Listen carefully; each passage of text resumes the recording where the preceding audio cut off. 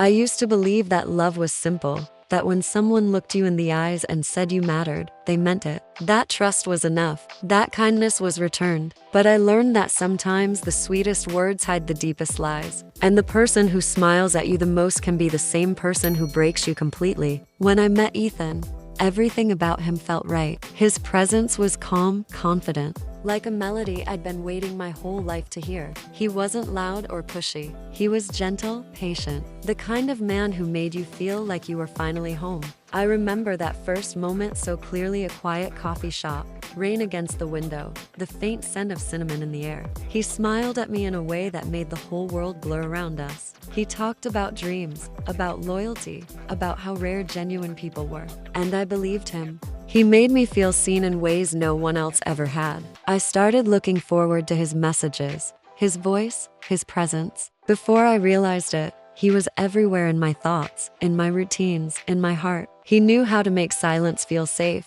how to turn ordinary days into something that felt like forever. He'd say things like, "You're different. I feel like I can breathe around you."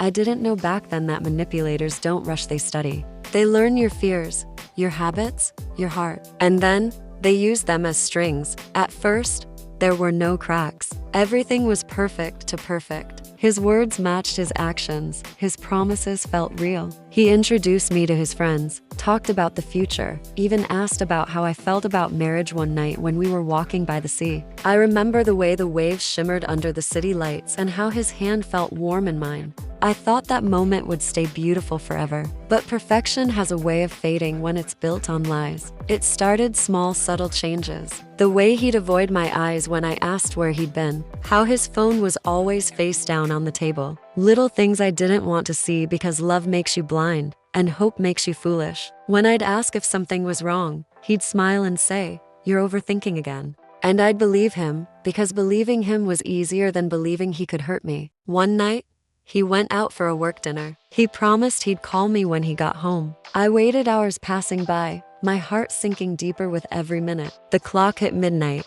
then 1, then 2. When his message finally came, I felt relief until I opened it. It wasn't for me. It was meant for someone else. "You mean more to me than she ever will." I stared at it, frozen. I reread it a dozen times, hoping it would change, that I was misunderstanding it. But it was right there, glowing in the dark. A truth I didn't want but couldn't deny. My chest tightened, my eyes burned, and the world around me just stopped. That night, something inside me broke. Not loudly, but quietly, like a piece of glass cracking from the inside. I sat in the dark, my phone in my hand, my reflection staring back from the black screen. I wanted to scream, to cry, to run, but instead, I just sat there in silence. And in that silence, something shifted. I realized he didn't just lie to me. He toyed with my trust. He played with my heart like it was a game. I thought about every moment we shared, every "I love you," every promise, every night he held me close and told me I was the only one.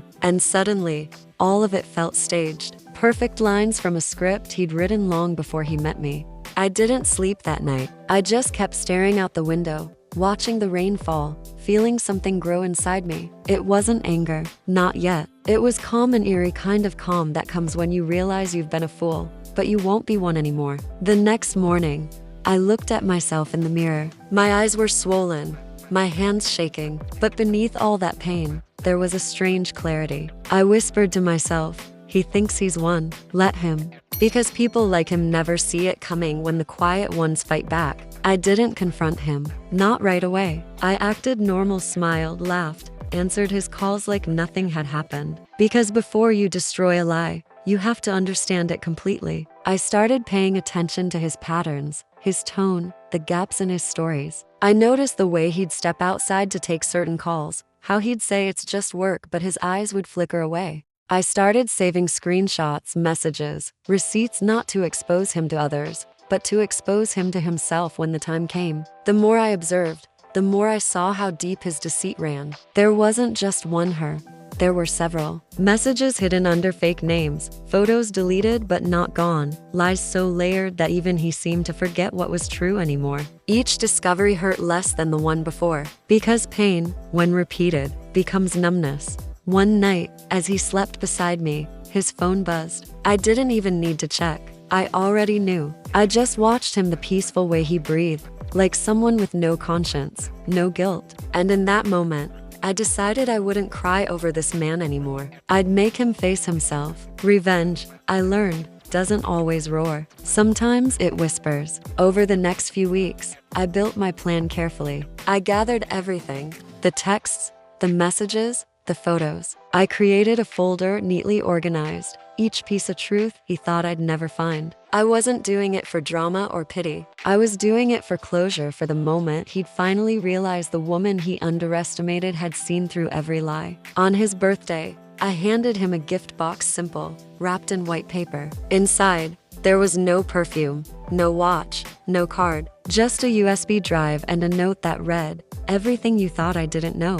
He looked confused, then amused, as if I were joking. He plugged it into his laptop, still smiling. That smile faded within seconds. One by one, his secrets filled the screen, his messages, his voice notes, his pictures. His face turned pale. He stammered, tried to explain, but there was nothing left to explain. I didn't shout. I didn't cry. I just stood there and said, "You built your world on lies. Now you can watch it collapse." And I walked away. He called after me, begged, tried to spin another story, but I was done listening. For once, I didn't need answers, I already had the truth. In the days that followed, he tried reaching out, calls, texts, emails, even showing up outside my place. But there was no anger left in me, just distance. A kind of peace that comes when you finally stop trying to fix what was never real. The silence that followed felt heavy at first, but with each passing day, it became comforting. I started doing things I'd forgotten. I loved painting, reading, walking alone at night without checking my phone. I began to feel myself again. Months passed, and one day, I ran into him. He looked smaller somehow, not physically, but in spirit. The charm was gone, the arrogance faded. He looked at me like he'd seen a ghost. He said, "You look different." I smiled and said, "I am." He wanted to talk, to apologize, to explain. But there was nothing left to say. I told him, "I hope you're okay," and walked away. That was the moment I knew my revenge was complete, not because he suffered, but because I didn't care anymore. People think revenge means making them pay, but real revenge is healing. It's rebuilding yourself until their existence no longer affects your peace. Now, when I look back, I don't see a victim. I see a woman who lost herself in love, broke in betrayal, and rebuilt herself in truth. I learned that trust isn't foolish, it's brave. That love isn't weakness, it's strength. And forgiveness isn't letting someone back in, it's letting yourself move on without hate. The pain, the tears, the silence, they all led me here. To peace, to strength, to freedom. Because in the end, the person who toyed with my trust didn't win. He lost the best version of me. And that is the sweetest revenge of all.